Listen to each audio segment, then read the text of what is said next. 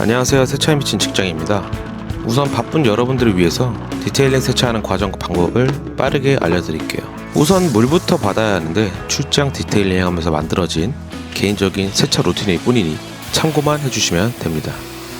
바쁘신 분들은 설명글에 있는 타임 태그를 참고하시면 되시고 외부, 내부, 코팅 순으로 필요하신 부분만 봐주셔도 됩니다. 버킷에 물을 절반 정도 받아주시면 되시는데 버킷에 카샴푸를 넣고 고압수를 이용해서 버킷에 쏴줄 겁니다. 그래서 물은 절반 정도만 받아주시면 되십니다.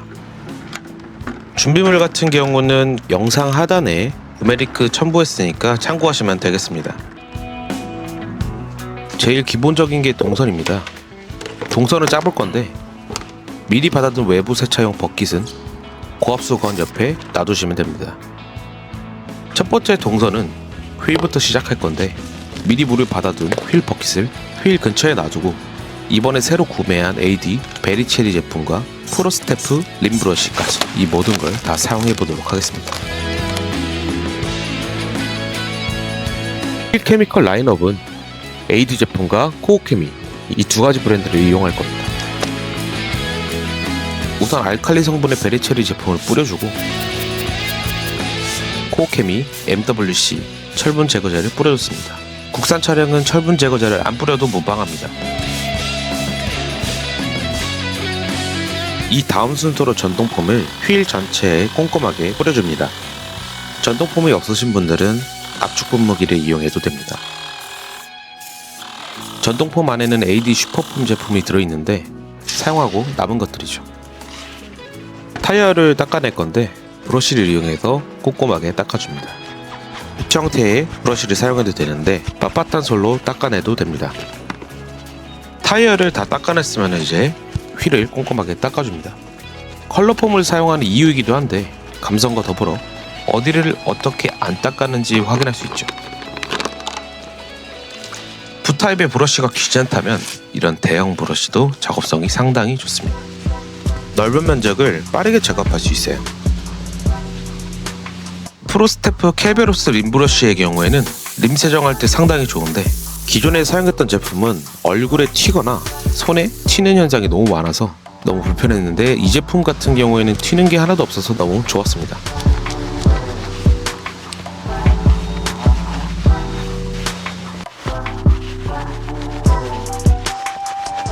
휠 하우징 쪽은 귀찮으신 분들은 고압수로 충분히 헹궈주시면 되시고 저처럼 휠 닦으시는 분들은 이렇게 한번 지나가시면 됩니다.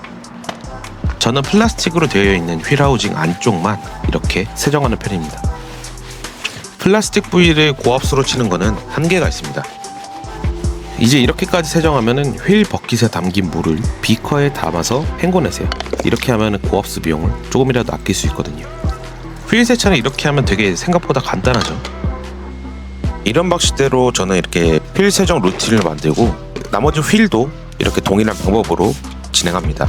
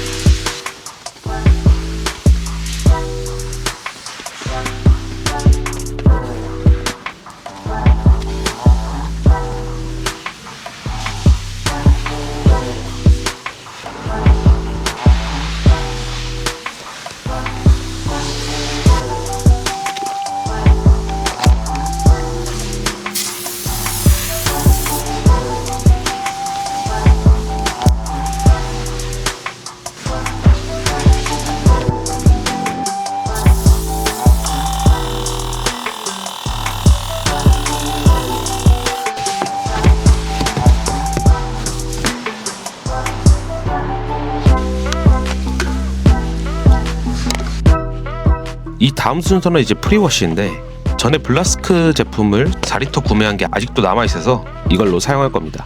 희석비는 대충 물 1리터에 50에서 80ml 정도 됩니다. 전동폼은 상당히 튼튼한 메이튼 제품과 디테일링 썸 제품인데, 이걸 차량 전체에 뿌려줄 겁니다. 이게 없으신 분들은 일반 압축 분무기를 이용해서 뿌려주시면 됩니다. 저는 손으로 펌핑하는 게 귀찮을 뿐입니다.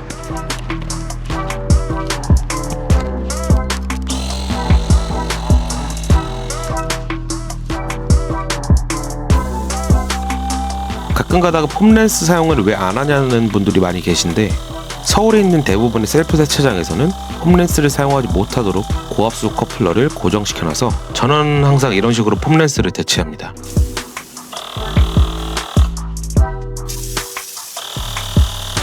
이 제품은 패턴이 넓어서 폼렌스를 대체하기에도 상당히 괜찮은 제품인 것 같아요.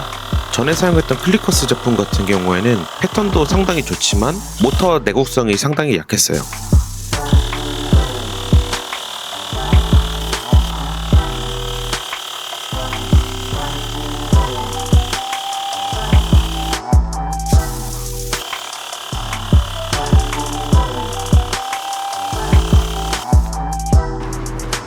외부 세차를 하기 전에 디트론카 샴푸를 이용해서 미리 버킷에 타뒀습니다. 이 제품의 경우에는 거품이 풍성하고 윤활력도 나쁘지 않습니다.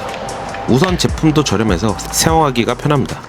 여기서부터가 외부 세차 루틴인데, 프리워시를 진행한 다음에 고압수를 이용해서 차량 전체를 헹궈줄 겁니다. 버킷을 고압수 옆에 둔 이유가 바로 여기에 있죠. 세차 초보들은 다른 곳에서 시간을 많이 낭비하기 때문에 고압수 사용할 때 요금이 좀 더 많이 나옵니다. 그래서 최대한 이런 곳에서 시간을 아껴야 하죠.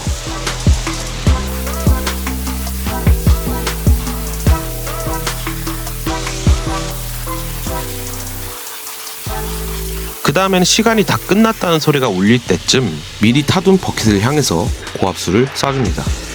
시간이 촉박하시다면 미리 쏴놓고 외부를 다시 헹궈주셔도 됩니다. 간단하죠? 프리워시 과정과 고압수만 해도 이렇게 외부가 깨끗하게 변하죠. 이 상태에서 물기가 사라지면 지워지지 않았던 오염물들이 하얗게 들뜨는 현상이 발생하는데, 이거는 물리적인 터치가 있어야 지워집니다. 그래서 본세차 과정으로 반드시 넘어가야 하죠. 이제 고압수를 쏴서 미리 준비한 버킷과 이 마그웨봉을 이용해서 손이 닿기 어려운 곳부터 차례대로 닦아낼 건데, 위에서 아래로 차량은 상부, 중간부, 하부 총 3단계로 구분지어서 워시미트를 뒤집어서 사용할 겁니다. 제 동선은 한 곳에서 할 수 있는 건 다 하고 넘어갑니다. 그래야 차량 한 바퀴를 돌았을 때 고압수 단계로 넘어가면 되거든요.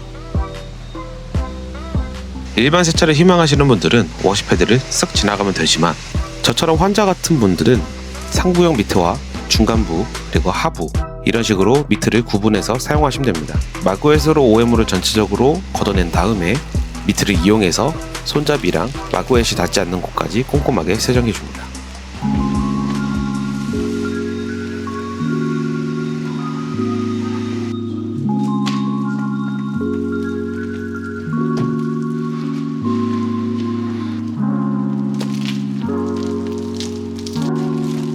미트가 끝나면 아까 휠 세차할 때 사용했던 비커에 물을 받아서 미트가 닿지 못하는 곳을 부드러운 브러쉬를 이용하여 세정해주면 되죠. 이런 식으로 프론트 도어, 리어 도어 그리고 트렁크까지 반복 작업으로 진행합니다.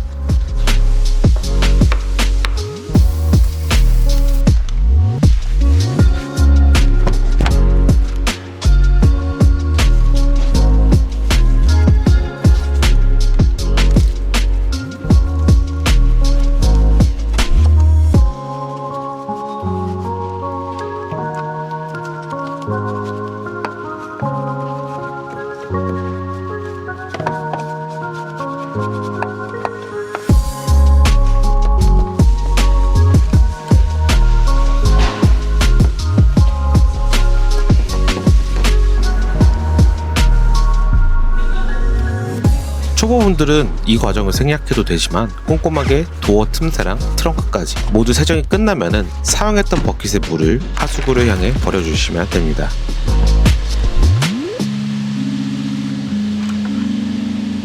이렇게 하면 대부분의 세차 과정이 끝나는데요. 이제 처음과 동일하게 고압수로 헹궈주시기만 하면 되죠.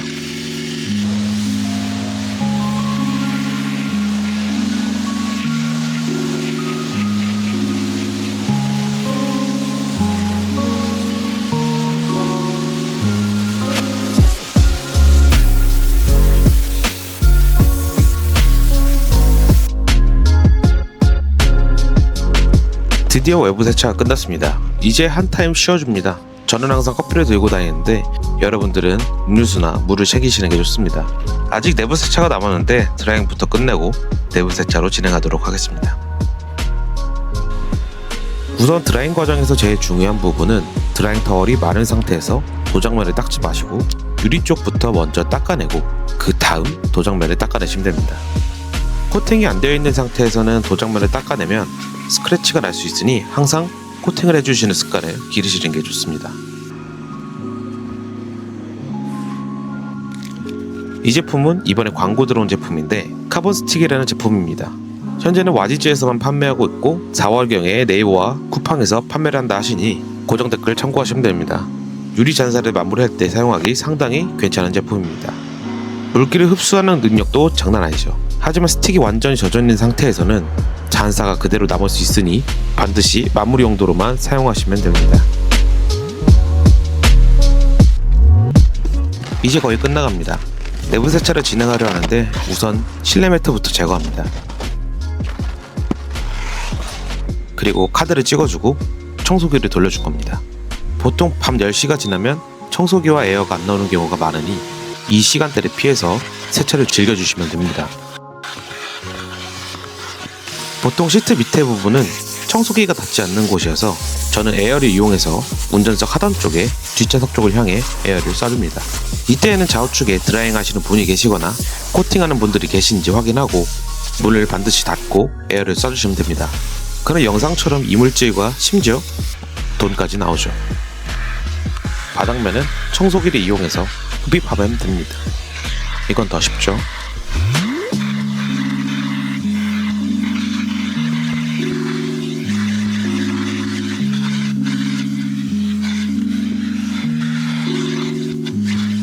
실내 매트는 가볍게 먼지만 제거하고 케미컬과의 털 제거 툴을 사용해서 깔끔하게 작업해뒀죠. 이 제품은 동물의 털과 박혀있는 이물질을 제거할 때 상당히 유용해요. 그러니 하나씩 가지고 있으면 좋습니다.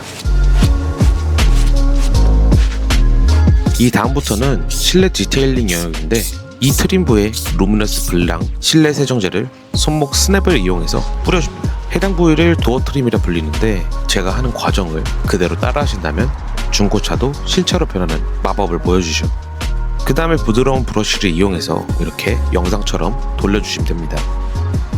이런 방식으로 도어 트림 전체를 브러싱 작업을 하면 가죽뿐만 아니라 신차 컨디션을 유지할 수 있죠. 이렇게 번거로운 과정으로 실내 전체에 제품을 뿌려주고 브러싱 할 겁니다. 이렇게 하면 보통 실내 세차 기준으로 1시간에서 2시간 정도 걸리더라고요. 물론 청소기 작업까지 포함입니다. 처음 문을 열었을 때 실내 세차가 된 느낌이 들죠. 동일하게 블랑 제품을 뿌려주고 브러쉬 후에 닦아냅니다. 저만의 기준으로 좋은 실내 세정제를 구매하는 방법은 폼 트리커가 있냐 없냐 그리고 거품이 풍성하냐 아니냐 이 차이입니다. 거품이 풍성하면 거품이 사라지면서 오염물을 불리기에 유리합니다. 외부 세차와 같은 원리죠. 반드시 모든 구간에 브러싱을 해야 하는 건 아닙니다. 상대적으로 대시보드나 대시보드 하단부는 음료가 튀거나 음식물이 떨어지는 구간이 아니기 때문에 가벼운 먼지 또는 발자국만 존재하죠. 이제 시트 쪽 세정을 할 건데 전과 동일하게 실내 세정제를 뿌려주고 브러싱하면 되는데 거품이 사라질 때 타월로 닦아내면 뽀송뽀송한 가죽 상태를 보관하게 되죠.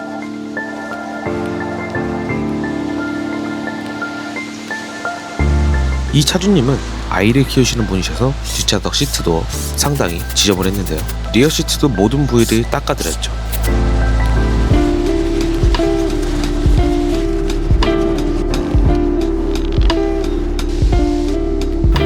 어때요? 깔끔한가요? 대망의 핸들입니다. 운전자의 손이 자주 닿는 부위라 일주일에 한 번은 닦아내야 합니다. 물론 세차 환자 기준입니다만 모든 실내는 루미너스 블랑 제품으로 진행했습니다. 그냥 뿌리고 브러싱하면 끝입니다. 되게 간단하죠? 실내 세차는 이게 전부입니다. 그냥 노력만 들어가면 됩니다. 모든 실내의 스위치 틈새는 에어건을 쏘면서 사이에 낀 거품들을 제거하면서 닦아줬죠. 에어건이 있고 없고의 차이는 확연하게 차이가 납니다. 실내 세차에 사용한 제품들은 아래 태그 확인해 주시면 됩니다.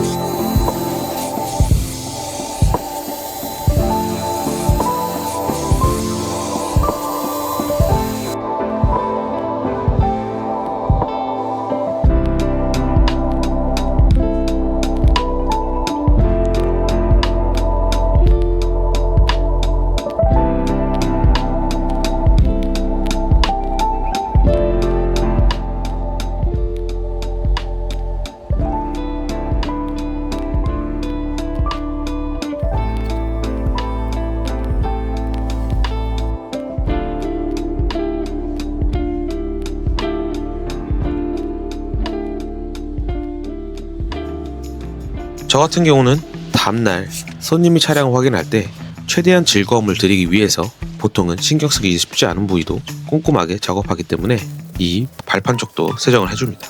휠 세정할 때 썼던 돈모 브러쉬를 이용해서 해당 부위를 세정했습니다. 이제 실내 결과 한번 보실까요?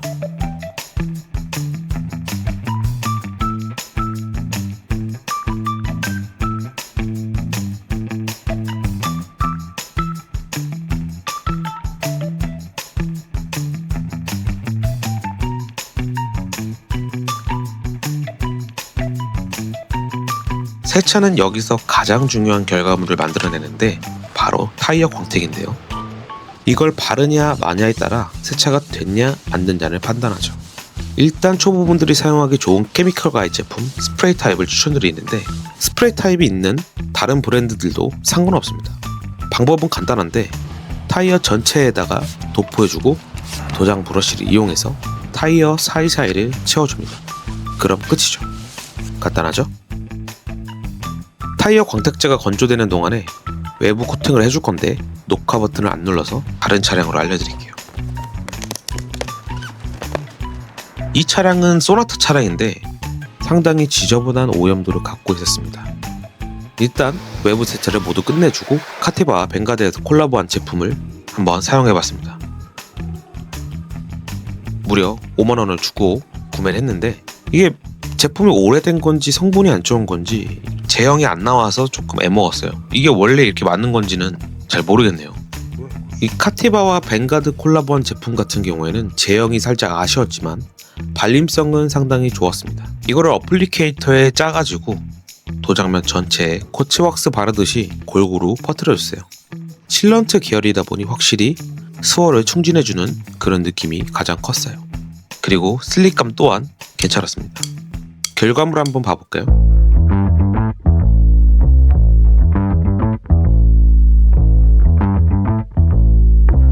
다음번 차량도 역대급이니 구독과 좋아요 눌러주시고 제조사와 디테일러 그리고 세대인까지 다양한 세차인들이 모여있는 오픈 카톡방에 참여하고 싶다면 설명글 링크 참고하세요.